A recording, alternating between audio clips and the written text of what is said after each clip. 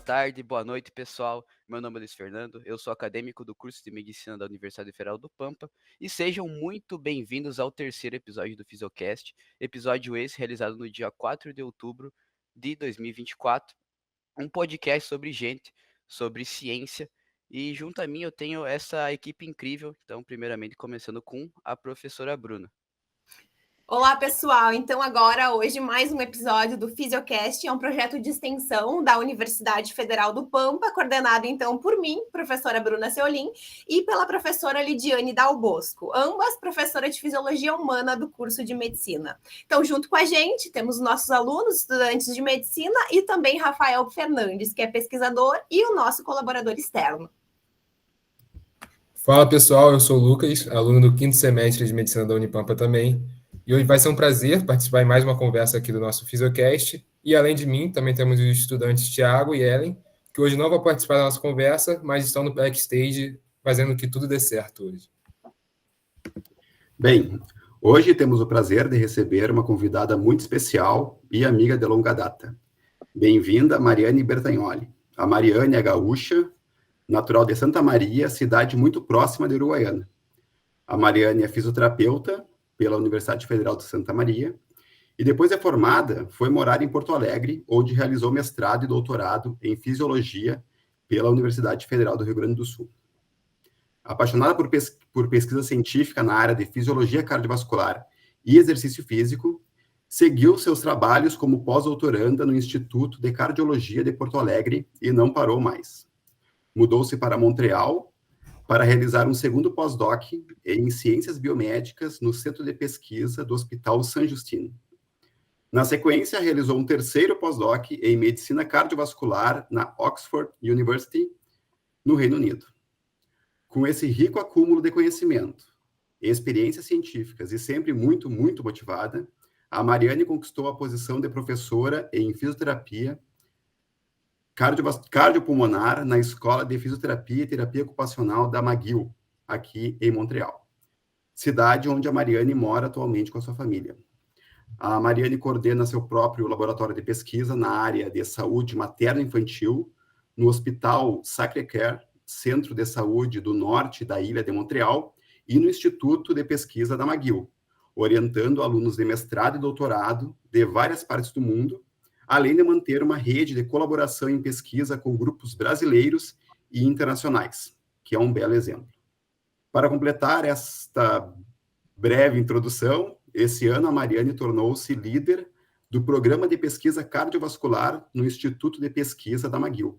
Primeira fisioterapeuta, não médica, cardiologista, a liderar esse programa. É um prazer receber aqui a professora, pesquisadora e mãe da Lina, Mariane Bertagnoli, no Fisiocast, para dividir um pouco com os alunos e ouvintes a sua experiência. Então, Mariane, seja muito bem-vinda ao nosso podcast. Quero pessoalmente te agradecer e é uma honra contar com a tua presença aqui hoje. Como falamos antes, escuto muito falar de ti há vários anos, então é realmente um prazer te ter aqui e para compartilhar teu conhecimento e as tuas experiências com a gente e com todos que vão estar nos escutando. A gente está muito animado para essa conversa e tenho certeza que a nossa troca vai ser super enriquecedora. Então, obrigada novamente por estar conosco. Muito obrigada pelo convite de vocês, para mim é uma honra. Eu tenho um lugar muito especial no meu coração para a Unipampa, porque eu tenho vários amigos meus que se formaram no mesmo programa de mestrado e doutorado, e também da minha graduação, que hoje estão trabalhando na Unipampa. Então, eu tenho uma conexão muito próxima, um carinho muito grande com a universidade de vocês, e é um prazer estar aqui participando dessa iniciativa. Então, Mariane, mais uma vez, obrigado por participar do nosso podcast, né? E para começar, a gente gostaria de saber um pouquinho mais sobre você. Quem é a Mariane, de onde você veio? Se você puder contar um pouquinho para a gente. Então, eu sou uma gaúcha de coração. Eu sou de Santa Maria, nasci em Santa Maria, cresci, fiz grande parte dos meus estudos em Santa Maria, antes de mudar para Porto Alegre para fazer meu mestrado e doutorado. Então, a minha história é longa. Eu tenho várias passagens paralelas à vida acadêmica. Para quem não sabe, eu fui uma nadadora no tempo da minha juventude. E eu acho que a natação foi um dos grandes motivadores para eu seguir nesse caminho do exercício, assim, até hoje.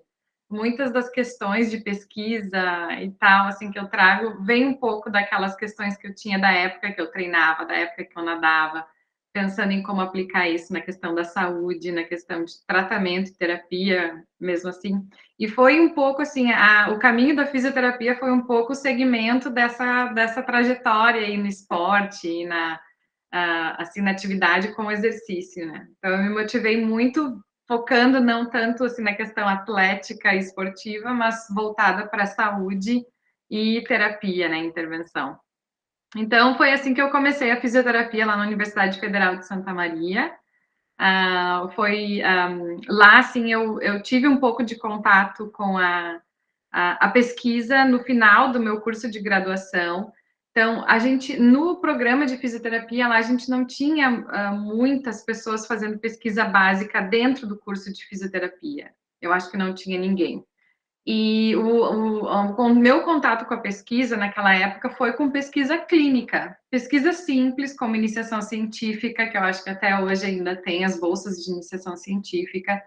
E eu nunca vou me esquecer da minha primeira experiência apresentando o meu trabalho numa semana acadêmica. Eu não sei se vocês têm no curso de vocês aí em Uruguaiana as famosas semanas acadêmicas. A importância desse evento, eu acho, assim, como para os alunos, porque foi ali que eu decidi que eu queria seguir na pesquisa. Eu venho, assim, a minha família, o meu pai é professor universitário, agora aposentado, a minha mãe era professora de segundo grau, assim, de escola de biologia, meu pai é engenheiro, então eu sempre tive, assim, um contato muito grande com a vida acadêmica. Eu ia muito na universidade com meu pai, eu ia muito no laboratório de biologia com a minha mãe, eu lia muitos livros de biologia em casa, porque a minha mãe era professora que revisava livros para o segundo grau de biologia, e ela tinha que passar os reports, e eu acabava lendo, às vezes, junto com ela. Então, eu lia muito livro, eu tinha muito esse interesse. Mas eu ainda não tinha aquele clique, assim, para pesquisa, porque o meu pai, ele era professor, mas ele não era muito pesquisador, ele era mais da parte prática mesmo, da engenharia. E aí, quando eu apresentei o meu projeto na semana acadêmica, aquela sensação, quando terminou a minha apresentação, eu disse, é isso aqui que eu quero para a minha vida. Não tanto assim de ver as pessoas me reconhecendo, que também foi muito bom, mas de ver que eu tive a capacidade de desenvolver um projeto, gerar resultados, apresentar, tipo assim, do início ao fim, que alguma coisa concluiu e no final teve um reconhecimento muito legal. Isso aí, essa sensação de contribuição, não digo sucesso, mas assim, que foi na verdade um sucesso, porque foi o projeto, mesmo esses resultados, assim, aquela coisa, às vezes não é perfeito, né, resultado, assim, mas de ter, assim, um fechamento, aquilo ali para mim me deu uma realização, e foi ali que eu decidi que eu queria fazer mestrado. Só que as perguntas que eu tinha na minha cabeça não eram tão clínicas, eram muito assim na questão ainda de fisiologia, questão de entender mecanismos, porque essa sempre foi uma grande crítica que eu tive na fisioterapia. Eu achava assim que muita coisa da fisioterapia era ainda muito subjetiva, faltava uma objetividade para entender os mecanismos, entender os efeitos, e eu tinha uma carência assim de entender o processo fisiológico das coisas. Eu gostava muito da questão da fisiologia do exercício também. Então, as minhas questões, elas se originaram a partir mais, assim, ligadas à questão fisiológica, de mecanismos, de patologia, do que propriamente clínica. E aí eu resolvi, então, fazer um projeto que era de básico, com ratos. Essa história até é bem, bem legal, se vocês quiserem que eu conte, assim, porque é uma trajetória bem diferente. Se vocês falarem com a maioria das pessoas como é que elas começaram na pesquisa, elas vão dizer que procuraram um pesquisador, um professor, e que o professor deu um projeto para fazerem, fizeram, gostaram, não gostaram, terminaram, não terminaram, foi aquilo ali. Eu fui diferente. Eu escrevi o meu próprio projeto em casa, sem saber nada de fisiologia, baseada nas perguntas que, assim, sabia da fisiologia da universidade, mas não assim com alguém me supervisionando. o meu pai me deu algumas dicas em alguns aspectos, assim, tu tem que escrever uma metodologia, você tem que escrever isso e aquilo. E eu me lembro que eu tinha que escrever um protocolo de exercício com ratos. E eu nunca tinha trabalhado com ratos na minha vida e não imaginava, nem visualizava como fazer exercício com ratos. E aí, naquela época, que eu não vou dizer o ano, era muito difícil também achar publicações, assim, porque né, às vezes a gente precisava ir na biblioteca, não era assim, o PubMed não era como hoje. Então, eu achei naquela época um artigo de exercício de um pesquisador de São Paulo. E aí tinha o telefone dele lá. E eu liguei para ele e perguntei como é que vocês fazem exercício com ratos em esteira. E ele passou 1h30 me explicando esse protocolo para eu poder descrever no meu projeto, sem nem me conhecer, sem nunca ter ouvido falar do meu nome. Ele passou. Hoje, esse pesquisador é um dos maiores pesquisadores de fisiologia do exercício e reabilitação cardíaca do Brasil. E todo mundo fica chocado de saber, assim, que essa pessoa dedicou 1h e tanto, 1h30 no telefone para me explicar o protocolo para uma pessoa que não conseguia nem visualizar. Então, eu sou muito agradecida hoje por isso. Mas eu escrevi meu projeto, botei embaixo do braço e fui bater de porta em porta para achar alguém que fosse me supervisionar. Então, lá em Santa Maria mesmo, as pessoas já tinham me indicado algumas pessoas em Porto Alegre, aí eu fui para Porto Alegre e até que eu achei a minha supervisora do doutorado, que é a Maria Cláudia Irigoyen, que é lá da Fisiologia da URGS, ela também é do INCOR de São Paulo, e foi aí que tudo começou, mas foi uma trajetória um pouco diferente, assim, porque eu cheguei na reunião com ela, meu primeiro encontro com ela, e eu disse para ela assim, eu não quero que você me dê um projeto, eu quero fazer o meu projeto. E aí eu mostrei para ela, ela olhou assim, mas você já trabalhou com ratos? Já trabalhou? Eu disse, não, mas eu estou disposta a aprender. Ela me deu 6 meses para aprender a trabalhar com ratos, que era o tempo do processo de seleção do mestrado lá da URGS. E aí eu fiz a prova de seleção, passei, e foi aí que tudo começou. E daí não parou mais, como o Rafael falou. Então, assim, eu acho que às vezes isso é uma coisa que eu acho, assim, que eu digo para... Que eu acho que falta muito nos estudantes. Eu acho que muitos estudantes, eles esperam essa instrução, do projeto, do que deve ser feito. Eu acho, hoje em dia, eu já acho assim que tem que ter um equilíbrio. O professor, claro que ele vai dizer o que é importante, os gaps do assunto, né, do tópico de pesquisa, o que está faltando, assim, o que daria grande impacto ou contribuição. Mas eu acho que falta, assim, os alunos terem uma iniciativa de procurarem o que eles gostam, ou a questão que eles querem responder. Isso aí dá uma motivação completamente diferente para a gente. Porque eu, assim, toda vez que eu ia para o laboratório, não era para fazer o trabalho dos outros, era para fazer o meu trabalho. E a motivação foi muito diferente. Eu ia, assim, com uma gana, com uma vontade de aprender. E eu vou dizer para vocês que o meu mestrado eu não consegui fazer o meu projeto que estava embaixo do braço, mas eu fiz no meu doutorado.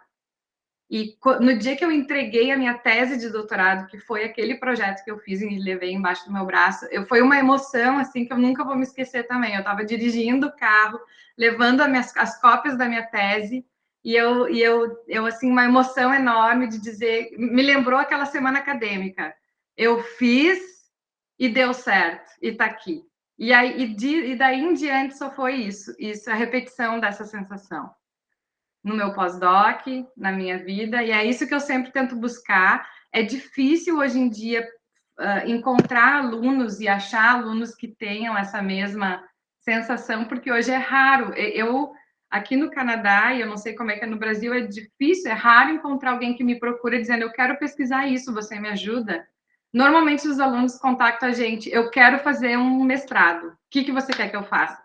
E aí, tudo bem, se é o caso, assim, eu aceito aluno e tal, mas eu sinto muita falta disso, assim, eu acho que essa iniciativa, essa vontade está cada vez mais rara, e eu acho que é isso que ajudaria, assim, a melhorar um pouco, a motivar, porque o caminho da ciência é difícil, se a gente não tem uma vontade, uma motivação, isso aí pode se tornar muito, muito difícil, assim, muito mais difícil ou até, assim, motivo para desistir.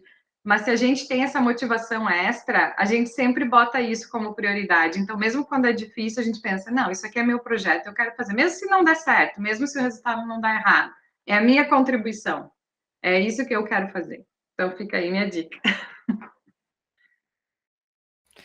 Eu me identifiquei muito das coisas que a senhora falou, Mariane. Assim, eu odeio quando eu leio um livro de fisiologia e daí eu vejo os mecanismos não estão muito bem elucidados. Me dá uma coisa, porque eu quero muito saber por que da coisa, às vezes não tem. E eu acho que justamente a pesquisa ela vem atrás disso e ela explica pra gente, e eu gosto disso. Ah, realmente é um caminho muito atípico que a senhora acabou fazendo, né? Geralmente as pessoas elas procuram um supervisor primeiro, procuram um orientador e eles pegam o projeto, mas muito interessante você ir atrás e eu acho que isso é bom para nós também, é uma dica muito importante para a gente, porque a gente tem que ir atrás dos projetos, até porque nosso currículo depende disso, e também porque a pesquisa, como a senhora falou, é um processo muito gratificante. Você desenvolver um trabalho é um processo muito gratificante, você vê ele do final ali pronto, apresentar ele, você vê que você evoluiu muito. E eu fiquei interessado nessa história aí que você falou daquele pesquisador que ficou no telefone com você por 1 hora, vendo ali a questão dos ratos da esteira. E eu fiquei curioso, como é o nome dele e se ele foi uma inspiração muito grande para a senhora. Então, o nome dele é Carlos Eduardo Negrão. Ele é lá do Instituto de Cardiologia de São Paulo. Então, assim, ó, como é que eu vou dizer? O meu contato com ele, assim, foi basicamente aquele telefonema. Porque naquele telefonema ele me convidou. Ele disse assim: se você quiser vir para conhecer, para ver o laboratório, como funciona o exercício, você pode vir aqui em São Paulo. E naquela época eu estava para me formar. E eu estava fazendo um curso de Pilates, que uma parte do Pilates era lá em São Paulo. E aí eu usei aquela oportunidade para ir lá no laboratório ver como é que era a esteira de animais. Ele tinha esteira, tinha o tanque. Então, assim, ele também me indicou a Maria Cláudia Irigoyen, que foi minha orientadora do doutorado em Porto Alegre, porque eles eram colegas em São Paulo. Ele disse, olha, a minha colega fisiologista, a Maria Cláudia, ela trabalha em Porto Alegre também, você deveria entrar em contato com ela. Então, eu tive a indicação da Maria Cláudia por ele e pelo Álvaro Reichac de Oliveira, que é professor da Fisiologia do Exercício também da ESEF de Porto Alegre, e que também tinha sido orientado pela Maria Cláudia e me disse a mesma coisa, disse, então, eu acho que é ela o caminho. E aí eu fui e consegui essa oportunidade.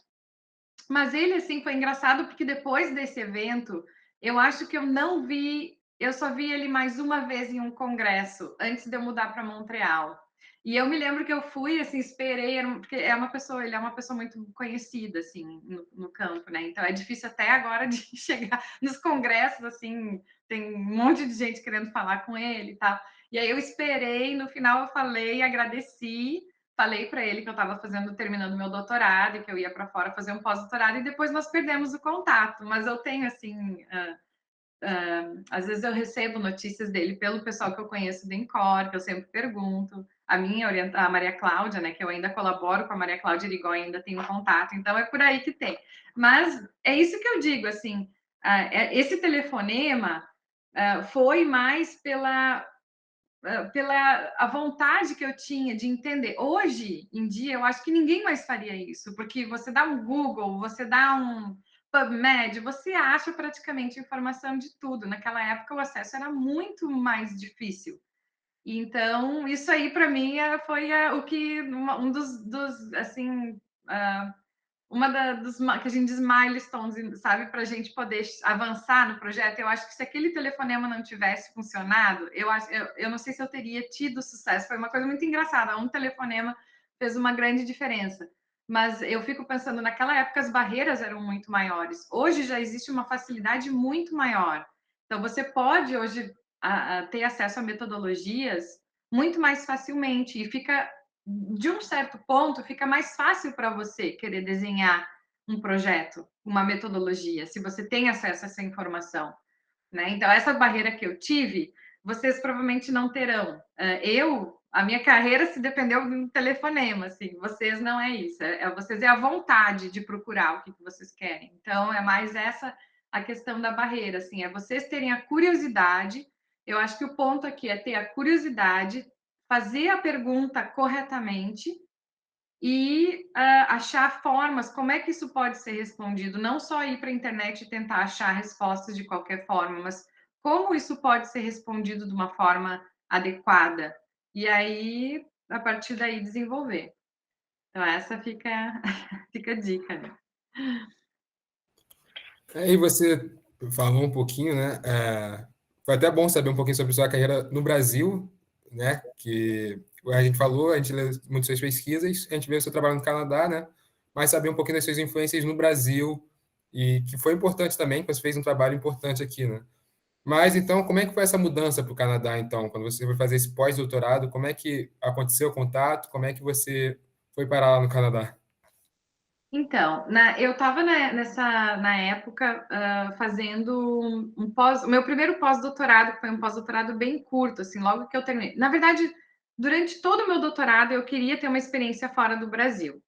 Eu não consegui fazer, porque tentei fazer o doutorado rápido, até para tentar fazer concursos, teve outras prioridades, assim, que eu acabei não indo fazer o sanduíche. E também naquela época o sanduíche não era uma coisa que era tão disponível assim. Eram poucas pessoas que faziam, né, o sanduíche. E só que eu tive, entre o meu mestrado e doutorado, eu tive a possibilidade de fazer um estágio de 3, 4 meses nos Estados Unidos. Era um programa que a minha orientadora, Maria Cláudia, ela participava, e nós fomos, era um grupo de 8 brasileiras, a gente fez estágio lá. Eu vou dizer para vocês, assim, que aquele estágio foi um terror, porque deu tudo errado. Eu aprendi muita coisa, eu tive a oportunidade de aprender muitas técnicas, tipo Western blots, cultura de célula, que eu não tinha acesso no meu laboratório no Brasil, mas em termos assim de convívio, laboratório, foi a primeira vez que eu entrei num laboratório que era muito competitivo e era uma competição assim um pouco desonesta às vezes até, não que eu estivesse envolvida, mas que eu via ali ao meu lado. Então foi um pouco assim, e foi um estágio que eu só estava lá como mão de obra, não era um projeto que me deram que eu tinha que fechar, eu estava lá para aprender a técnica, era isso, e foi com essa mentalidade que eu fui, assim, para não me frustrar até.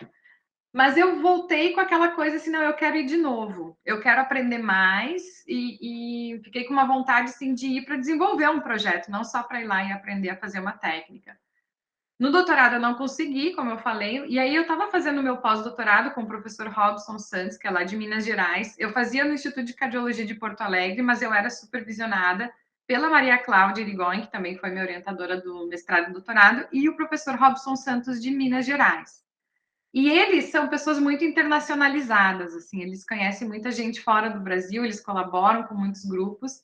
E naquela época, uma pesquisadora do Canadá entrou em contato com o professor Robson, perguntando se ele conhecia alguém que tinha uma especialidade em hipertrofia cardíaca, hipertensão, estresse oxidativo, para ir fazer o pós-doutorado no Canadá. E eu estava trabalhando com ele, e ele disse assim, olha, naquela época a gente até estava vendo a possibilidade de ir para a Alemanha, fazer um estágio lá nos grupos que ele colaborava, e daí quando eu vi, eu disse, não, eu estou interessado, o projeto lá do Canadá parecia interessante, e aí começou o contato. E a história toda do Canadá, que eu achei que foi assim, o grande diferencial para mim, era que o pós-doutorado era com uma bolsa do Canadá, não era com uma bolsa do Brasil. O que também já pareceu assim, interessante para mim, porque daí não tinha aquela coisa da limitação do tempo que eu tinha para ficar lá. Então, se eu tivesse que ficar mais anos para completar o projeto, eu poderia. Outra coisa que eu gostei muito do Canadá é exatamente isso. Ela disse assim: ó, você vem para cá e você faz o projeto que você quiser. Eu sempre fui assim, eu fui uma pessoa, isso é uma característica que eu tive. Todos os projetos que eu fiz foram projetos que eu desenvolvi, que as pessoas me deram liberdade de eu desenvolver.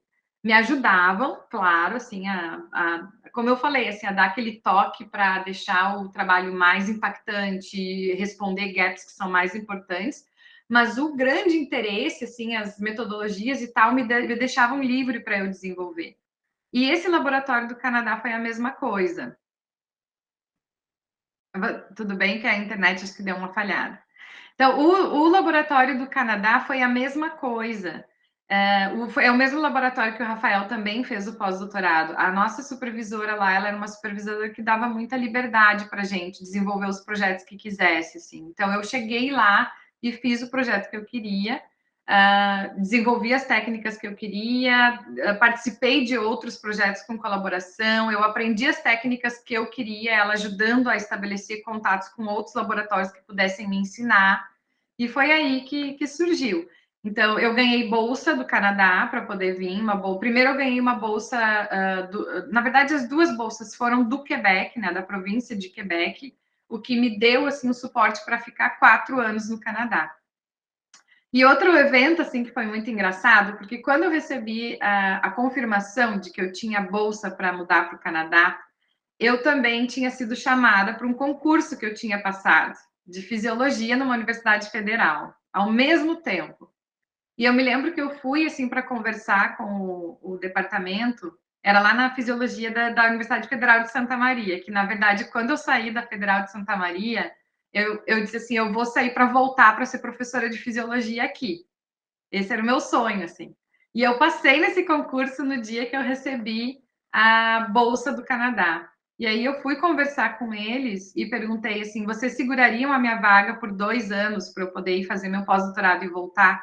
E eles disseram que não podiam, porque a Universidade Federal não dá, não sei se agora mudou, mas naquela época tinha o período probatório que não permitiam que saísse no período probatório, só depois do probatório. E a bolsa não iria me esperar lá no Canadá. E aí eu neguei a vaga e resolvi ir para o Canadá. Então foi uma decisão muito difícil, assim, que eu me lembro que eu fiquei assim dias sentada pensando o que eu faço agora, mas eu achei que eu precisava ter essa experiência fora, assim, faltava alguma coisa para mim, assim, eu sentia que faltava coisas que eu queria aprender. E eu fui para o Canadá, na verdade, pensando em voltar. Eu disse, não, eu vou voltar e vou fazer concurso de novo, vou ter oportunidade, vou estar com um currículo mais forte. Só que acabou que eu não voltei mais. As oportunidades foram surgindo, né, fora, no Brasil, e eu acabei ficando. Mas eu sempre guardo, assim, esse momento como um momento também decisivo ali na minha carreira.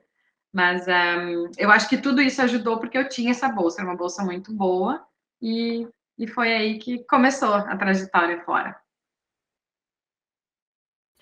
Pelo que me parece, ouvindo tudo isso, parece que o Canadá estava te chamando. Basicamente, parece que o destino era para ser realmente no Canadá. E a gente quer muito saber, até porque o Rafa comenta muito, né? O Rafa comenta muito da senhora, como que você se tornou professora da McGill, que é uma instituição gigantesca aí. E a gente queria muito saber sobre isso. Então, foi um longo processo. Então, assim, eu vou dizer para vocês que quando a gente está fora, se tornar professora é muito difícil. Muito mais difícil, talvez, do que passar um concurso no Brasil, assim.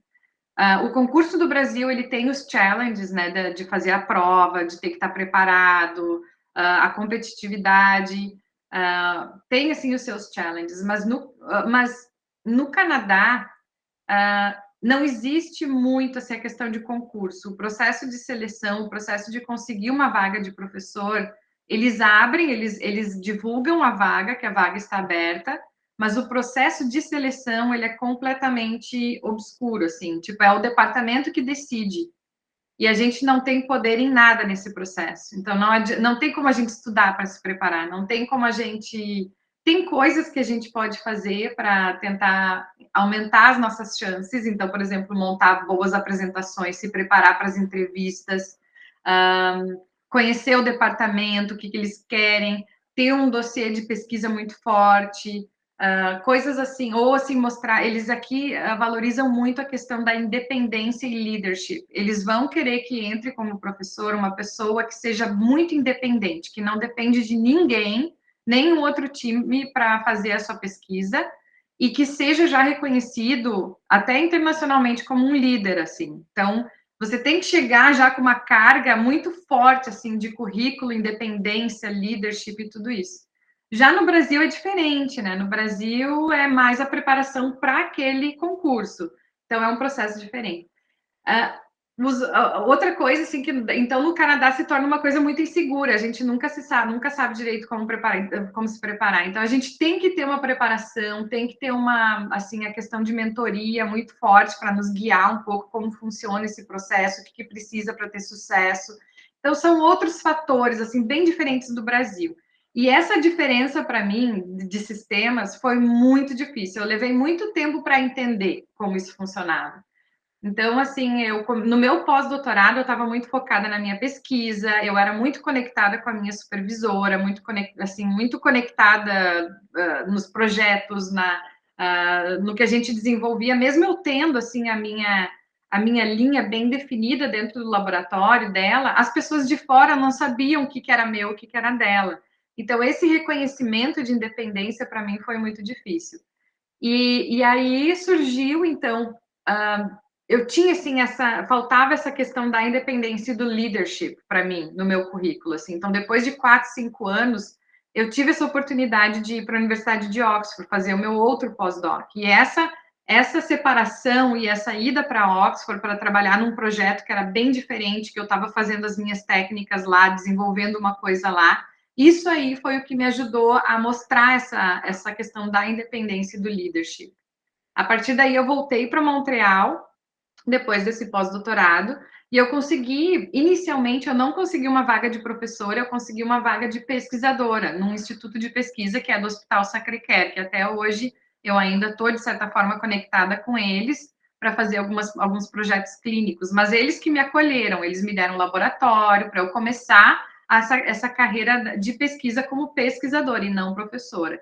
E foi em 2021, então, que eu comecei, depois de passar por um processo, né, de seleção, esse que era muito, não dá para dizer obscuro, mas, assim, é uma coisa que a gente não tem nem muito controle.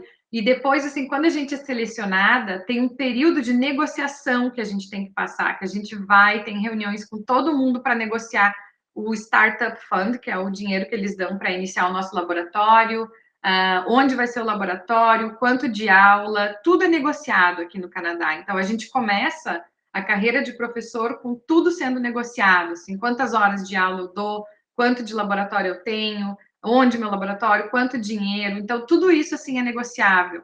Que também, para mim, foi muito difícil, porque eu não tinha essa experiência de negociação. Quando lá no Brasil, é tudo meio straightforward, a gente vai fazendo, vai ganhando o que dão, e era isso. Agora, quando chega aqui, assim, tudo é negociado.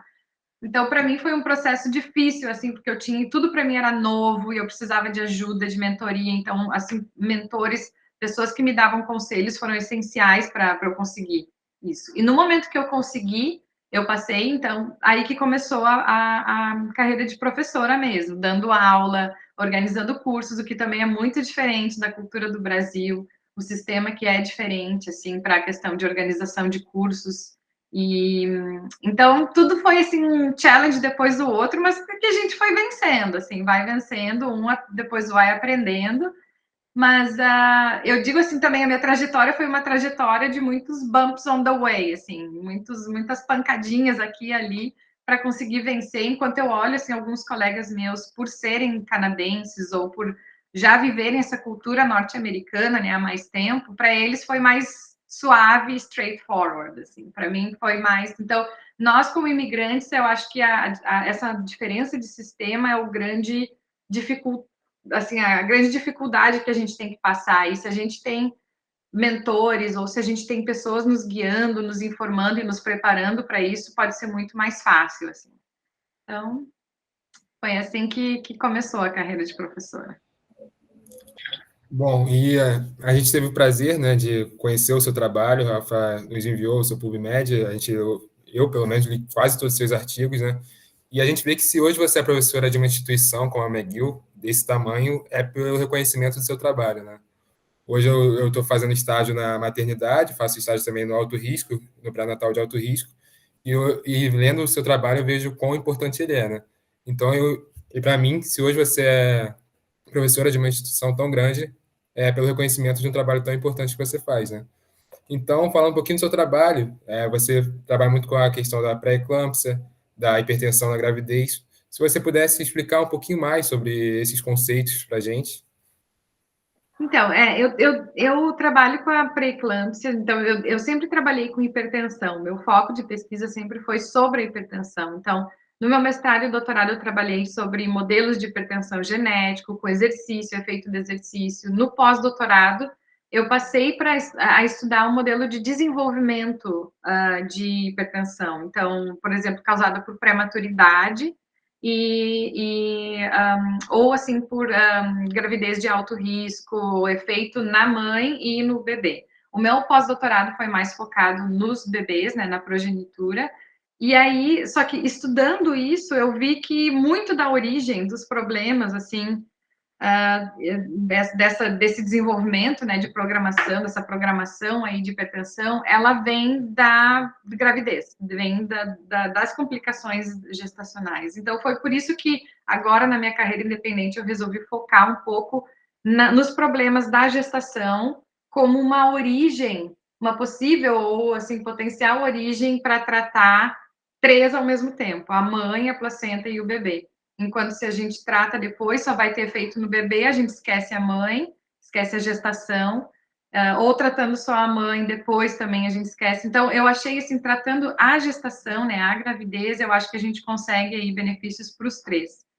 E a pré-eclâmpsia, ela é uma complicação, então, que é muito brutal, assim, muito severa. Ela é um evento, assim, de hipertensão severa que acontece durante a gravidez, e não só hipertensão, associada também a dano de órgãos, né, periféricos. Então, a gente tem o rim, que é bastante afetado, o cérebro pode ser afetado, por isso que a evolução da pré-eclâmpsia é a eclâmpsia que é caracterizada por convulsões, né, e estresse já no cérebro. E ela não se sabe ainda a causa dela. A gente sabe, assim, alguns mecanismos patogênicos que estão associados ao desenvolvimento. A gente já sabe riscos associados à pré-eclâmpsia, mas a causa dela não se sabe. Outra coisa é que a pré-eclâmpsia não tem tratamento. A única terapia que é efetiva para a pré-eclâmpsia é induzir o parto para tentar remover a placenta, que é, né, caracterizada a origem de tudo, assim, na pré-eclâmpsia. Então, como o Luiz estava falando, assim, que é um pouco frustrante quando a gente vai para os livros e vê, assim, quando está escrito não se sabe isso, não se tem isso. E no ponto de vista assim, acadêmico, isso é frustrante. Imagina para os clínicos que têm que lidar com esses pacientes, né? Saber que não se sabe nada, não se tem nada. Então, eu assim, o foco do meu laboratório é tentar achar terapias que possam ser mais efetivas, porque a gente sabe que as terapias que são antihipertensivas, elas ajudam um pouco assim, a regular a pressão arterial durante a hipertensão gestacional, mas elas parecem não ser efetivas para tratar a pré-eclâmpsia. E então, assim, porque tem gaps aí que ninguém entendeu muito bem, assim, qual é o alvo o melhor alvo para se tentar melhorar a questão terapêutica da pré-eclâmpsia, né? Então, já se viu que reduzir a pressão arterial ajuda um pouco, mas ainda não consegue evitar o acontecimento da pré-eclâmpsia. Então, o meu laboratório hoje está focado em mecanismos, identificar mecanismos que alteram a vascularização na placenta. Porque a gente sabe que essa alteração vascular é o que vai iniciar o processo de estresse placentário, que começa, então, a secretar fatores que vai afetar a circulação materna e a circulação fetal. Então, a gente resolveu identificar mecanismos que atrapalham essa vascularização placentária e tentar achar novos alvos terapêuticos para melhorar especificamente a vascularização placentária durante a gestação. Então, isso tudo, assim, está em andamento. São mecanismos novos que a gente está descobrindo. Tem outros mecanismos outros experimentos que a gente está desenvolvendo, que é testar os medicamentos que são disponíveis hoje para gestação, né? Porque nem todos são disponíveis por causa do risco de malformação. E o meu laboratório está tentando identificar mecanismos de ação dessas terapias já aceitadas para ver se a gente pode otimizar a utilização delas. Então, por exemplo, a gente está estudando agora a nifedipina, que é um bloqueador do canal de cálcio, que é recomendado como uma das opções para tratar a hipertensão gestacional, mas ela não é a primeira opção. A primeira opção é o labetalol, que são os bloqueadores, né, beta-bloqueadores. E a gente está vendo que, dependendo da condição placentária e da gestação, talvez a nifedipina seja uma melhor opção. Então, a gente está tentando identificar esses mecanismos, ver se é o caso, qual é o fenótipo, porque a pré-eclâmpsia também ela é uma complicação que pode acontecer por diferentes riscos, assim. Então, mesmo a gente sabendo que a placenta é o core, né, o centro dessa complicação, dessa doença, a gente sabe que obesidade, alterações metabólicas gestacionais, diabéticas, por exemplo, durante a gestação, podem também causar pré-eclâmpsia, podem ser um fator de risco muito importante. E aí a gente vê que a característica, o fenótipo dessa pré-eclâmpsia, ela é diferente. A gente não pode colocar todo mundo no mesmo grupo, assim. Então, tem pré-eclâmpsias que são muito metabólicas, tem pré-eclâmpsias que são muito placentárias. Então, a gente está tentando identificar se tem terapias ótimas para cada fenótipo. Então, a gente trabalha com diferentes modelos de pré-eclâmpsia no laboratório, a gente trabalha com amostras de diferentes fenótipos de pré-eclâmpsia. Então, a gente tem essa pesquisa. E como eu sou fisioterapeuta, uma parte da minha pesquisa também é querer tratar com exercício, né? Que é aplicar o exercício na gestação. Os guidelines de atividade física para pré-eclâmpsia não recomendam exercício para mulheres que têm hipertensão severa ou que têm pré-eclâmpsia. Elas são recomendadas, inclusive, a não fazer atividade física nos guidelines. Então, a gente pensou assim, a gente já tem essa grande barreira de fazer o exercício na gestação. Como é que a gente pode fazer para aplicar o exercício? Então, a gente acha que o pós-parto é uma janela muito importante para a recuperação dessa mãe depois. Já que a gente não pode exercitar elas antes, né? Até para a questão de condição física, assim, não só o efeito sobre a pré-eclâmpsia e hipertensão, mas também para a questão do condicionamento físico. A gente testa o efeito no pós-parto. Então, por que também? Porque a gente sabe que a pré-eclâmpsia, ela afeta os vasos, ela deixa marcas nas mães, né? Ela deixa marcas cardíacas, que já está descrita, deixa marcas vasculares, endoteliais. Então, e essas marcas, elas aumentam o risco de doenças cardíacas nelas, num período até de 10 anos. Então, vocês imaginam uma mãe que tem pré-eclâmpsia, vamos dizer, com 30 anos, 35 anos, esse risco de doença cardíaca acontece em 10 anos. São mulheres com 40 anos, 45 anos que estão desenvolvendo doenças cardíacas severas ou até morte, né, por doença cardíaca, stroke, AVC também. Então, a gente está vendo como é que a gente pode, então, uma vez que aconteceu a pré-eclâmpsia, achar intervenções que minimizem esse risco dessa doença cardíaca tão cedo, assim. Então, a gente está estudando agora o efeito do exercício no período pós-parto, uma intervenção, a gente tem um trabalho clínico, e a gente vai ver se esse exercício ele consegue melhorar a questão vascular materna e ver se isso aí depois vai ter uma prevenção de doenças cardíacas no futuro. Então, a minha pesquisa, ela é cercada na questão angiogênica durante a gestação e na questão de reabilitação como uma ferramenta também de intervenção, mas aí já no período pós-parto. E quanto aos mecanismos biológicos ali que a senhora falou em relação ao exercício e a hipertensão gestacional, como é que você poderia aprofundar um pouquinho mais sobre isso? Então, essa parte assim, da questão vascular, né? A gente sabe que o exercício ele tem efeitos positivos, vasculares, endoteliais, e isso já se sabe que durante a gestação, para quem ele vai ser um efeito que quando as pessoas que são mais ativas ou que praticam exercício durante a gestação, elas vão ter um fator de proteção para desenvolver gestação, hipertensão gestacional e pré-eclâmpsia.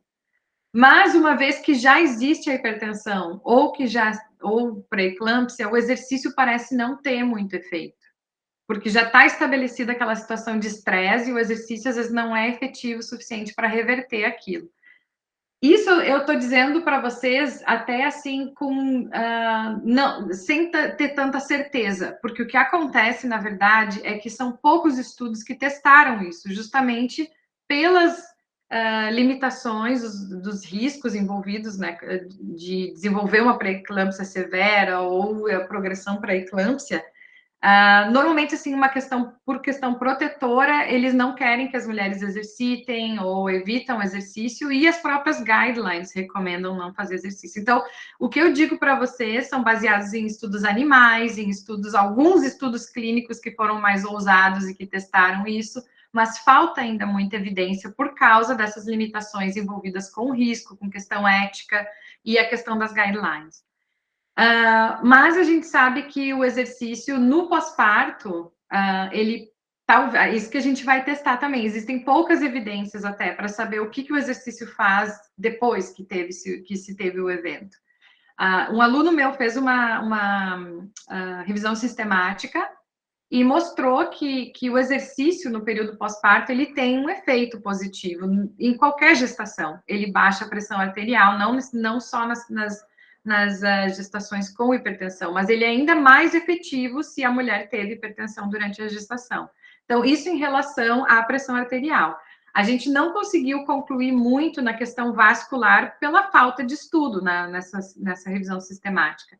Então, o nosso trabalho clínico que a gente está desenvolvendo, que o Rafael até está trabalhando junto com a gente, ele vai ser um estudo que vai ajudar a responder um pouco isso. Assim, a gente está fazendo avaliação vascular de grandes vasos, né, da rigidez arterial e também da parte de vasos pequenos, que a gente vai ver através dos vasos da retina. A gente vai avaliar se teve função, se o exercício ele teve algum efeito de alterar grandes vasos e pequenos vasos. E aí a gente vai poder ter uma resposta assim melhor se realmente tem um efeito ou não do exercício ali no pós-parto. Mas é muito pouca evidência assim nessa população. Essa população ela não tem sido muito estudada na questão clínica, assim. Eu acho que por toda a questão ética e também é difícil, é uma população que sofre muito, tem vários fatores também socioeconômicos que podem estar associados à pré-eclâmpsia, que é difícil controlar.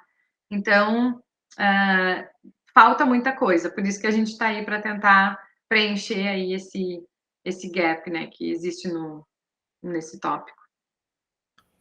Como você disse, né, é um tópico difícil, envolve diversos riscos. Então, como é que o seu laboratório ele trabalha? Como é que ele estuda isso? Quais métodos ele utiliza? Utiliza a experimentação animal? Qual método vocês mais utilizam? Então, o meu laboratório é um trabalho translacional no conceito de livro. A gente tem, no meu laboratório, a parte celular para testar os mecanismos angiogênicos, né, de vascularização placentária. A gente estabeleceu um protocolo para isolar células endoteliais das placentas humanas, então a gente consegue a doação de placentas, e a gente extrai células endoteliais da placenta do lado materno e do lado fetal. E a gente também faz, então estuda, né, a fisiologia, a gente, como modelo de hipertensão in vitro, de pré-eclâmpsia in vitro, a gente expõe essas células placentárias ao estresse hipóxico, e a gente agora vai poder combinar o estresse hipóxico com o estresse de shear stress, que é, na verdade, o que acontece dentro da placenta. A gente tem os dois estresses associados, assim. A gente vai gerar no laboratório um modelo que imita isso melhor. E aí a gente tem também modelos para entender a interação, porque a célula endotelial na placenta, ela interage muito com o trofoblasto, né, que é a célula que forma a placenta. Então, a gente tem um modelo também de cocultura dessas duas células, que a gente está estudando como que elas se comunicam, como que uma regula a outra, porque ninguém sabe ainda a origem, se a origem da pré-eclâmpsia vem do trofoblasto ou vem do vaso, né? Então, a gente vai poder responder isso melhor. A gente tem modelos animais, e aí no meu laboratório, o modelo assim, principal que a gente trabalha é um modelo genético de pré-eclâmpsia que desenvolve espontaneamente pré-eclâmpsia na gestação, o que é bom, porque a gente quer ver efeitos de terapias dadas em diferentes tempos, né? Início da gestação, fim da gestação, antes da gestação. Então, esse modelo genético, ele é um modelo bom para isso. E a gente vai desenvolver também modelos de indução agora, assim, que é modelos aqueles que desenvolve do nada, assim, uma pré-eclâmpsia que desenvolve do nada no final da gestação. A gente vai tentar imitar isso também no laboratório. E a gente trabalha com clínico, o trabalho clínico que a gente faz, que é com pacientes que tiveram hipertensão severa durante a gestação ou pré-eclâmpsia, e que a gente recruta, então, para fazer esse estudo clínico no período pós-parto. Então, a gente tem os 3 aqui, a gente trabalha com os 3 modelos, as 3 vias para tentar responder isso de uma forma bem efetiva, né? Tentar não deixar gaps, para entender do mecanismo ao efeito clínico, e se der certo essa intervenção, nosso objetivo é implementar, é fazer o serviço oferecer esse programa de reabilitação pós-parto, né, como uma forma de prevenir, de melhorar a questão vascular das mães e também prevenir doenças depois. Como você disse, é algo muito novo, assim, que as pessoas elas não têm tanto conhecimento e que, inclusive, ali na parte do exercício, alguns profissionais, inclusive, eles têm um pé atrás em recomendar o exercício para essas gestantes. Uhum. Eu fiquei curioso em saber quais são esses exercícios e com que frequência, intensidade e duração as gestantes com esse risco precisam fazer. Então, aí que tá, assim, na gestação, ninguém sabe o que é ideal fazer. A gente sabe que o ideal é prevenir. Então, fazer exercício antes e desde exercício supervisionado, estruturado, até atividade física, como caminhadas, tudo é benéfico no sentido de prevenir o desenvolvimento da gestação, da hipertensão gestacional e da pré-eclâmpsia. Mas uma vez que elas estão estabelecidas, ninguém sabe ao certo o que é o ideal. Então, é um pouco assim, claro que depende de caso para caso e da condição clínica do paciente. Por isso que é bom que tenha alguém, assim, que a pessoa que vai trabalhar com essa pessoa, com esse paciente, que tenha um conhecimento muito grande da questão patológica, que é a hipertensão, que é a pré-eclâmpsia e que da fisiologia do exercício para tentar achar um ponto ali que seja seguro até. Então, é difícil até a gente recomendar o que é o ideal, assim, o que pode se recomendar para elas. Claro que se elas têm hipertensão gestacional e essa hipertensão ela não é severa, ou se ela é responsiva a medicamentos durante a gestação, a mesma recomendação de exercícios que se dá para pacientes hipertensivos são válidos para essas mulheres. Então, fazer os 150 minutos de exercício por semana, pelo menos 3 vezes por dia, intensidade moderada. Existem alguns grupos tentando estudar o de alta intensidade, aquele HIIT, né, para mulheres que têm hipertensão mais moderada, leve a moderada durante a gestação, mas os resultados ainda não são conclusivos. Então, assim, a recomendação segue a mesma dos guidelines que existem para hipertensão e para atividade física na gestação. Porque seriam mais seguros. Mas se a hipertensão ela é mais severa, ela não é responsiva a medicamentos, ou se tem sinais de pré-eclâmpsia, não existe ainda, ninguém sabe ao certo. E eu acho engraçado porque tu falou que é uma coisa nova. Na verdade, não é uma coisa nova. Pré-eclâmpsia, se vocês olharem filmes até de antigamente, livros, todos eles mostram a morte de mães no parto, que assim, e se você olha a sintomatologia, era muito ligada assim a provavelmente um evento de pré-eclâmpsia, que naquela época o diagnóstico era muito pior, o tratamento era muito pior.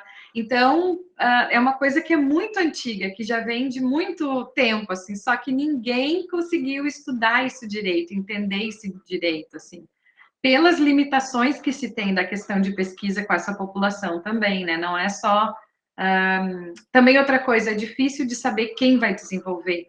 A pré-eclâmpsia, na maioria dos casos, ela desenvolve e em questão de dias tem que se intervir, tem que fazer a indução do parto. E nesse período não dá para assinar consentimento, não dá para preencher o questionário. Não, é muito difícil até de recrutar pacientes durante a questão clínica. Então, a maior parte dos estudos com pré-eclâmpsia hoje, eles têm que selecionar mulheres no início da gestação, um grupo enorme de mulheres, tentam selecionar aquelas que têm mais alto risco, para ver quantas delas vão desenvolver pré-eclâmpsia, para poder ter umas ali para conseguir uns dados. Então, por isso que é uma pesquisa muito desgastante, muito cara, muito demandante, longa. Então, por isso que são poucos grupos até que realizam, mas eu acho que agora a tendência é mudar, porque mais e mais a gente está tendo agora suporte, né, financeiro para pesquisa na saúde da mulher, e eu acho que isso vai melhorar bastante o campo, vai ajudar bastante o desenvolvimento de projetos clínicos, mesmo se são longos e custosos, né? Então, acho que a gente vai ter um suporte maior nesse sentido.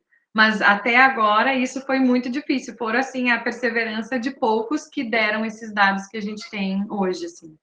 Então, por isso que é difícil dizer. No pós-parto, já a recomendação, ela se torna um pouco mais livre. Depende muito da mulher, porque ela, em tese, ela já está desprendida daquela patologia, apesar de ela ter ainda sinais, mas ela se torna mais livre para fazer exercício. As recomendações se tornam as mesmas para qualquer mulher. Então, a questão delas é a tolerância. Será que elas toleram? E é isso que a gente está vendo, assim. Quando a gente avalia elas, a gente vê que a fragilidade é muito grande, assim, a disfunção física delas é muito grande, maior do que o normal, assim. Então, às vezes, aquela recomendação de ir para academia, vai e faz academia, às vezes não funciona, elas não toleram isso. Então, tem que ter um período de reabilitação antes de realmente ir fazer o exercício normal. Que é isso que a gente está vendo agora.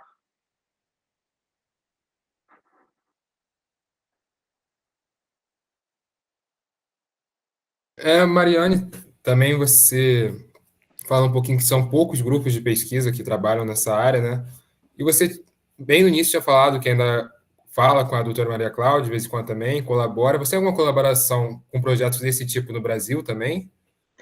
Então, eu tenho colaborações em diferentes projetos, assim, com o pessoal do Brasil. Na questão da gestação, hoje em dia, eu não estou colaborando com ninguém fazendo pesquisa clínica, mas eu colaboro com grupos de Botucatu e de Ribeirão Preto, que a gente até lançou agora um projeto para essa parte de angiogênese e célula endotelial placentária. Então, a gente está com alguns projetos em comum, até assim, eu recebo muitos alunos também de estágio de diferentes lugares para trabalhar nesse tipo de projeto. E eu tenho uma colaboração muito forte com o grupo da Federal ali de São Paulo, da Universidade Unifesp, da professora Dulce Casarini, que é voltada para a questão do Covid, o projeto assim que a gente vê o impacto do Covid na gestação. Então, esse foi um projeto que, quando o Covid estourou, um grande forte, assim, uma grande área da minha pesquisa é o sistema renina-angiotensina, que eu acho que poucas pessoas gostam, se apavoram na época da fisiologia. É um sistema que eu comecei a estudar muito desde o meu doutorado, porque ele está muito envolvido na hipertensão, tanto hipertensão essencial, genética, quanto gestacional. E quando estourou o Covid, são poucas pessoas que trabalham com o sistema renina-angiotensina na gestação. Então, eu rapidamente assim, tentei acionar alguns grupos que a gente pudesse fazer um estudo assim, colaborativo para tentar entender o que está acontecendo nas placentas e na fisiopatologia, na suscetibilidade mesmo do Covid. E a professora Dulce Casarini, na época, ela tinha ganhado um temático em São Paulo para estudar populações, assim, com Covid, e a gente conseguiu encaixar nesse temático esse processo na gestação. E a gente conseguiu também entrar em contato com o pessoal lá de Recife, do IMIP lá em Recife, que é o mesmo lugar onde eles tiveram aquele problema enorme com a Zika e microcefalia. Então, aquele grupo, eles já tinham um biobanco, já tinham uma estrutura montada para coletar amostras de gestações de risco ou com problemas em função da Zika. E aí, quando o Covid começou, a gente ativou eles para também fazer a mesma coisa com o Covid. E aí, a gente conseguiu amostras, um número de amostras gigantesco de placentas, assim, de gestações que foram afetadas pelo Covid, de diferente severidade, que foi muito particular do Brasil, né? A gente sabe que a mortalidade gestacional por Covid no mundo foi baixíssima, com exceção do Brasil e especificamente a região lá de Recife. Então, a gente teve acesso a essas amostras que são muito preciosas, assim. Então, um dos meus projetos colaborativos com o Brasil é sobre o Covid. Então, a gente tem também grants que a gente ganhou, estudantes que vão e voltam. A gente tem uma colaboração muito forte nesse lado. E a minha colaboração com a Maria Cláudia Irigoyen, com a Adriane Beló, de Porto Alegre, com o professor Robson Santos, continuou, eu colaborando nos projetos deles mais, assim, do que criando projetos comuns, né, internacionais, mas eu mais participando dos projetos deles e também recebendo alunos deles, assim, para estágio, quando eles querem aplicar. Então, a minha colaboração se manteve mais nesse sentido com esses grupos. Mas a mais ativa, assim, seriam com esses dois grupos, da professora Dulce Casarini e do pessoal lá de Ribeirão Preto e Botucatu. E, Mariane, eu queria saber se você tem alguma mensagem, assim, principal que você gostaria de mandar, assim, tanto para as mulheres grávidas quanto os profissionais da saúde sobre saúde materna e saúde fetal. Então, assim, a mensagem é não panique. Não, brincadeira. A mensagem que eu passo é que, primeiro, assim, é uma coisa que eu quero, que eu comecei a dizer, são duas coisas, assim, que eu falo sempre. A gente está colocando um esforço enorme no laboratório, nos projetos, para tentar entender a questão biológica da pré-eclâmpsia. Mas a gente não... E eu, assim, desde que eu comecei a trabalhar nesse campo, mais e mais eu vejo que isso é só a ponta do iceberg. Não dá para dizer que é a ponta do iceberg, mas é uma peça no puzzle. Porque existem vários outros fatores que são importantes também na saúde da mulher, que é a questão socioeconômica, a questão cultural, são vários, a questão de acesso a serviços, né, de saúde adequados, a ter um bom acompanhamento. E mais eu vejo que o meu trabalho no laboratório, mesmo sendo essencial e importante, ele se torna quase inútil se a gente não vê que o outro lado está sendo bem feito também. Então, não adianta a gente batalhar para achar terapias, para achar mecanismos novos, se no final do dia não se oferecem serviços decentes de saúde para as mulheres. A gente tem que achar um equilíbrio, tem que melhorar o acompanhamento dessas mulheres, tem que melhorar o monitoramento de sintomas, de pressão arterial, tem que melhorar a adesão e a gente chama aqui fora titration, né, de terapias, que eu não sei como é que se diz, tritação, talvez em português eu não lembro, mas ajuste das terapias.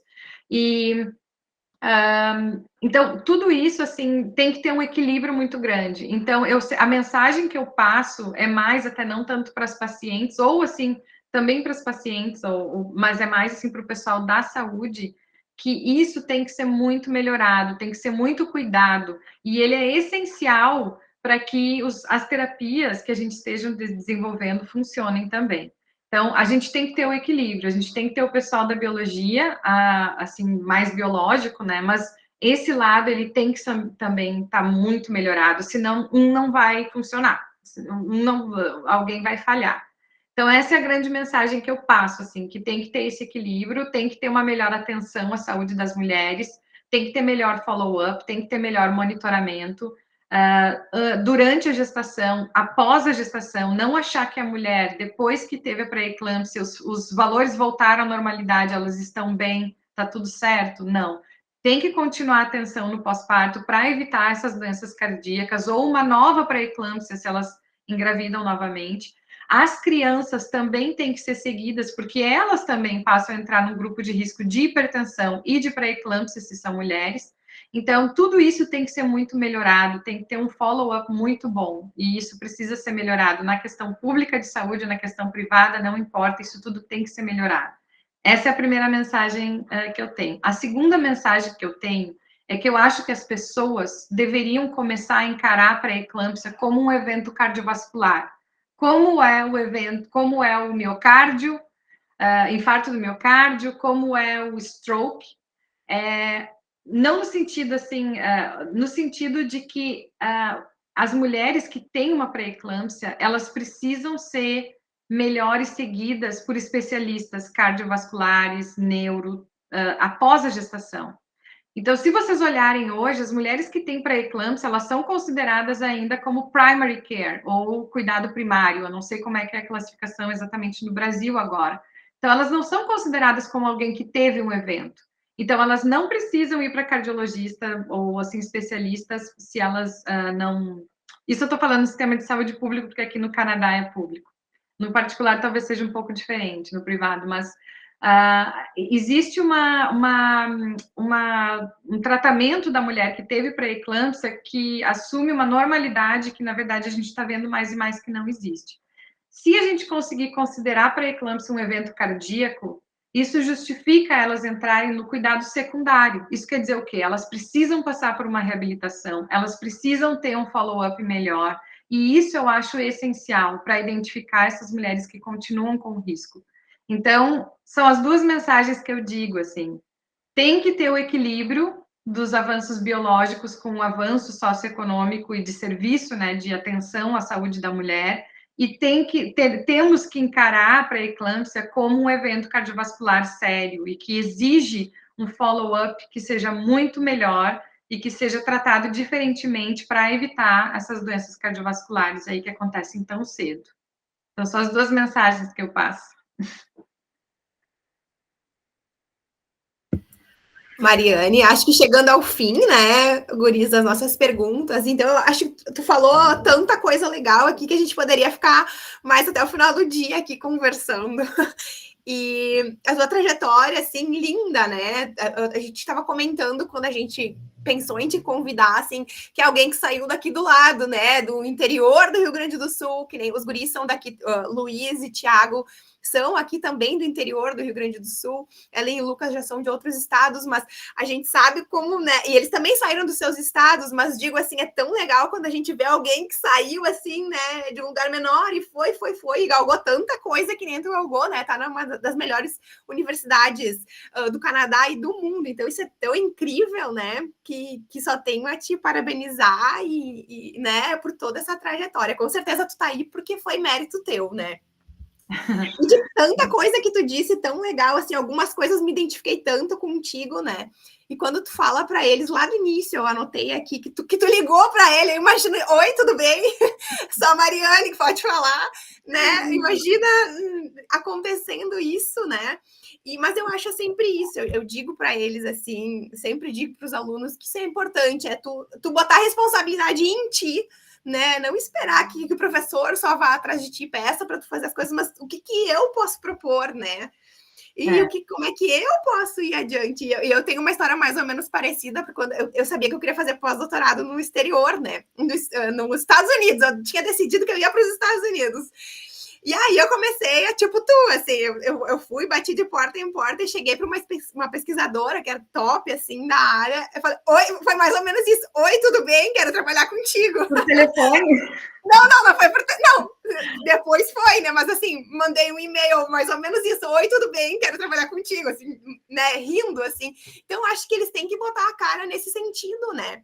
E mesmo se tratando de estudantes de medicina, a gente sabe que no exterior, então, até talvez, com certeza tu entende melhor do Canadá, mas os médicos exterior, os médicos fazem muito mestrado, doutorado, né? Eles acabam indo também muito para a área de pesquisa.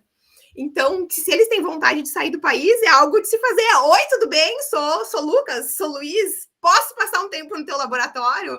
Posso, né? Então, acho que isso é muito importante. Fora do Brasil, se quiser um conselho, assim, para o pessoal da medicina, existe aqui no Canadá, e eu acho que nos Estados Unidos é o mesmo sistema de fellowship, que não é residência. A residência, né, vocês têm que fazer, é um programa de treinamento, assim, mas a fellowship, ela é paga como se fosse um doutorado mesmo, que a pessoa vai e faz metade clínica, não sei se é metade clínica e pesquisa, ou tem um percentual, assim, que se faz de pesquisa, e essa pesquisa pode ser pesquisa clínica ou de laboratório. E isso é pago pela instituição, não é pago por vocês. Então, fiquem de olho sempre nessa opção de fellowship depois da residência, porque ela dá um upgrade no currículo, assim, em termos de experiência, de conexão com outros times de fora, que é enorme, assim, e é paga pela instituição, então vocês vão de graça e ainda recebem para fazer isso.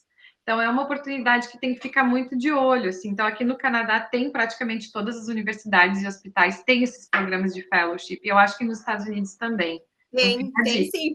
Tem. Eu estava no Mount Sinai lá e tinham muitos fellows. Inclusive, eles tinham moradia, eles tinham tudo, assim. Então, é algo de se ficar bem atento, né? E, enfim, anotei várias coisas aqui. A tua trajetória foi bem um tijolinho atrás do outro, né? Então, tipo, eles estão só na graduação, mas é isso. É um tijolinho, é uma graduação, é um pensamento lá, é um tijolinho, tijolinho, tijolinho. Que eu sempre brinco, onde é que será que eles vão estar daqui uns 10 anos, né? E aí vai ser muito legal, porque a gente faz parte desse tijolinho, né? O importante é seguir sempre ir adiante, né? Ter uma ideia e ir, né? Eu sempre fui atrás do que eu... não foi a minha ambição ser professora da McGill, isso não foi a minha ambição. A minha ambição foi fazer a minha pesquisa, o que eu quero, assim. Esse é meu propósito. Eu sempre quis, assim, achava o lugar e achava o jeito de fazer o meu projeto, fazer a minha pesquisa, qual é a próxima etapa, o que me interessa, o que eu quero contribuir. E isso, assim, para mim sempre foi clara essa trajetória. E as oportunidades foram vindo associadas a isso, assim. Eu acho que quando a gente tem essa atitude e as coisas dão certo, as oportunidades acabam surgindo. Então, eu penso nisso, assim. Eu acho que se eu tivesse a ambição, quero ser professora da McGill, teria sido muito mais difícil, assim. Ou talvez não, eu não sei. Como eu falei, minha trajetória ela foi um pouco peculiar, diferente. Mas eu acho que tendo, assim, questões bem objetivas, projetos objetivos, etapas. Então, isso aí ajuda a gente a seguir essa trajetória. É a minha opinião, assim. Concordo. E outra coisa que eu anotei aqui, que eu acho que fica assim como uma mensagem, principalmente para eles, assim, né, que vão ser futuros clínicos, é cuidar das mães, né, no pós-parto. Porque é bem isso, o que se entende agora é, tipo, tirou o bebê, tá ok. A mãe, bebê nasceu, a mãe tá ok, segue o baile. E que tu tá nos mostrando que não é isso, né? Que a mãe tem 10 anos, né, mais chance de eventos cardiovasculares, que o bebê tem chance de eventos cardiovasculares, que o bebê está associado, né, a ter hipertensão, a prematuridade, então tá tudo associado, né? Então, acho que esse cuidado com a mãe, o Lucas, né, tá na parte da maternidade, então é algo que ele também pode levar, né, para o grupo dele, né, e em pensar nesse cuidado, né, e cada um traz um pouquinho do que aprende, eu acho que já começa a mudar um pouco esse ciclo, né. E, Mariane, eu tenho duas últimas perguntas para ti, como mais uma curiosidade minha, assim mesmo, que é como é que tu equilibra a pesquisa e o ensino, e se tu tem algum aspecto de ser professora que tu particularmente valoriza, assim? Então, a questão do equilíbrio. O Rafael deu um sorriso, que ele trabalha comigo aqui agora e vê que equilíbrio aqui, a gente vai assim, tipo na corda bamba, vai vendo como dá. Eu acho é muito difícil, assim, a questão de... Eu, assim, a parte do equilíbrio veio... Eu vou dizer, fui diagnosticada como workaholic já, assim, que eu adoro o meu trabalho. Eu sempre, antes de ter a Lina, né, a minha filha, a minha prioridade sempre foi o trabalho. Se tivesse que trabalhar 15 horas, eu tinha, assim, a parte do dia que eu dedicava para a parte social com os meus amigos, com meu parceiro e tal. Então, a gente tinha, assim, os horários reservados. Mas, se precisasse trabalhar extra hora, porque tem um deadline para mim, legal, beleza, eu estava feliz. Isso até eu virar mãe, né? Quando vira mãe, esse equilíbrio ele se torna conturbado, eu achei. E para mim foi muito difícil encontrar esse equilíbrio, e ainda é muito difícil, assim. Então, eu tento estipular regras, assim. Então, a partir de tal horário eu reservo para atenção à minha família. Então, ali, não importa o que esteja acontecendo, se é deadline, eu reservo aquele período ali para isso. Finais de semana também, atividades. Então, hoje em dia, assim, tô com o deadline em cima do laço, vou trabalhar o final de semana inteiro, eu não consigo mais fazer, é difícil. Então, eu preciso me organizar muito bem, assim, antecipar, estabelecer prioridades, e mesmo assim sempre fica coisa atrasada. Então, esse equilíbrio, para mim, ainda é, assim, desde que a Lina nasceu, né, virou meu grande challenge, assim, é o que eu ainda tô tentando achar esse equilíbrio. Eu sempre digo, assim, tem que tentar achar, até pela questão de saúde mental, a gente tem que encontrar, é importante encontrar esse equilíbrio, é importante achar atividades, tirar férias, relaxar, tem que ter, e isso eu tento colocar na minha rotina, né?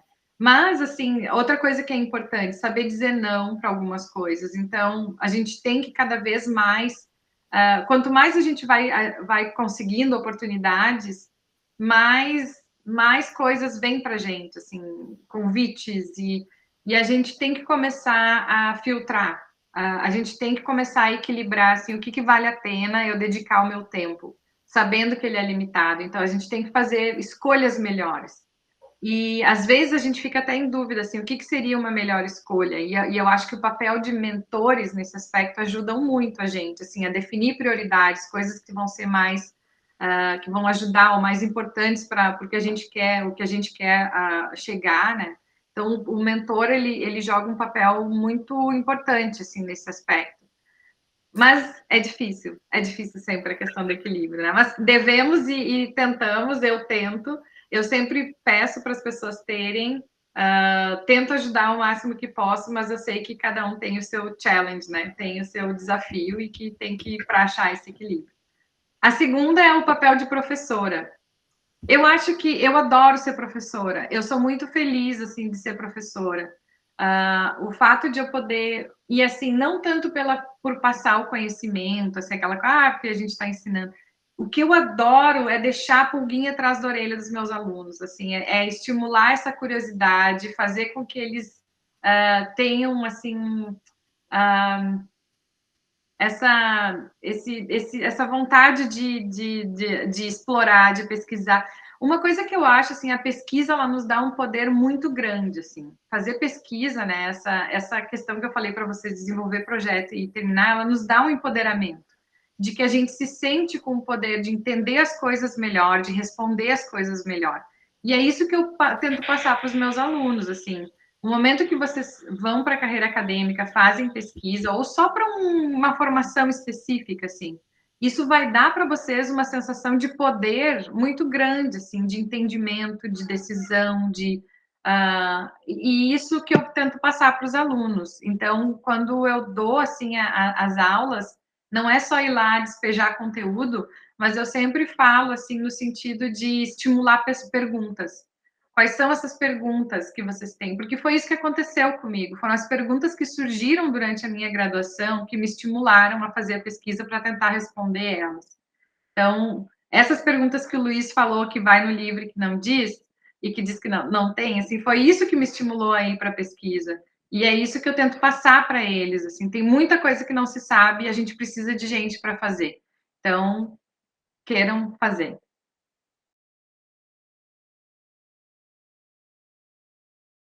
Acho que seria mais ou menos isso, né, Mariane? Foi muito legal a nossa conversa, assim, e de novo, né, a pesquisa sempre vem mostrar. A gente mostra o quanto a medicina precisa da pesquisa e a pesquisa precisa do clínico para implantar o que a gente pesquisa, e é tudo um ciclo, né? Ninguém trabalha sozinho, a gente não trabalha sozinho, eles não trabalham sozinhos, então é todo um ciclo, né, de conversa aqui, o que é incrível, né? A pesquisa ela é incrível, a gente puxa pro nosso assado, né? Mas assim, que nem tu falou, a sensação de tu descobrir algo, a sensação de tu ver que a tua hipótese estava certa, ou não, ou tipo, meu Deus, pensei tudo errado também. É uma sensação muito legal quando se pesquisa, né? Então, Mariane, quero te agradecer, né, por esse tempo que tu teve aqui com a gente, por ter conversado com a gente, por ter trocado conhecimento, falado tanta coisa legal. Então, foi um prazer te conhecer pessoalmente, né? E, enfim, que a gente possa ter mais momentos juntos. Acho que foi muito legal e acho que quem ouvir esse podcast vai ganhar bastante coisa. Rafa, quer falar alguma coisa? Eu sei, primeiramente, agradecer para a Mariane, né, o tempo dela. E eu acho que é isso, Bruno. Tu falou tudo. Eu acho que esse podcast vai ficar famoso nos ouvintes da Uruguaiana. Eu acho que a Mariane deu boas dicas e orientações, né, para quem está começando na academia, né? Sejam curiosos, né? Coloquem as ideias no papel e vão atrás. Obrigado, Mari, o Lucas e o Luiz. Obrigado mais uma vez. Só agradecer. Como a Bruna falou, vou tentar levar os ensinamentos aqui para a minha prática, na maternidade, no alto risco, né? E foi incrível a nossa conversa, muito obrigado mesmo. E eu quero agradecer também, assim como os outros, E foi uma conversa muito boa, assim, até porque uma coisa que ficou na minha cabeça, assim, é que a questão de a gente não entender muito bem todas as coisas ainda na medicina e na fisiologia em si. E, na verdade, isso é uma oportunidade. É realmente uma oportunidade de pesquisa. Assim, a gente vê. Por exemplo, eu ainda não entrei no ciclo clínico, não sou assim como o Lucas ou como a Ellen, mas eu imagino que deve ser muito, digamos, desesperador você estar no ciclo clínico e você ter alguma dúvida e você não souber e pesquisar, por exemplo, no PubMed ou no UpToDate e não tem a resposta para sua dúvida. E eu vejo isso um pouco desesperador, mas também uma oportunidade assim de pesquisa. E eu quero agradecer novamente, muito obrigado por participar do nosso podcast. Mari? Eu vou agradecer, rapidinho, enquanto der aqui, porque... Então, eu queria agradecer pelo convite novamente. Para mim, adorei participar, essa conversa foi muito legal e estou sempre à disposição. Se alguém quiser mais conselhos, quiser contatos, sempre estaremos aí à disposição para ajudar o pessoal e os estudantes. E como eu falei, mantenham a curiosidade e vão atrás da curiosidade de vocês, que eu acho que essa é a melhor motivação e para mim é a maior receita do sucesso, assim. É vocês terem as questões, irem atrás das suas questões, acharem jeitos, estabelecerem contatos, e vai dar certo. Muito obrigada. Então, pessoal, enviem suas opiniões e sugestões através da nossa rede social, @Fisiocast, e também não se esqueçam de nos seguir no Spotify. Até o próximo episódio.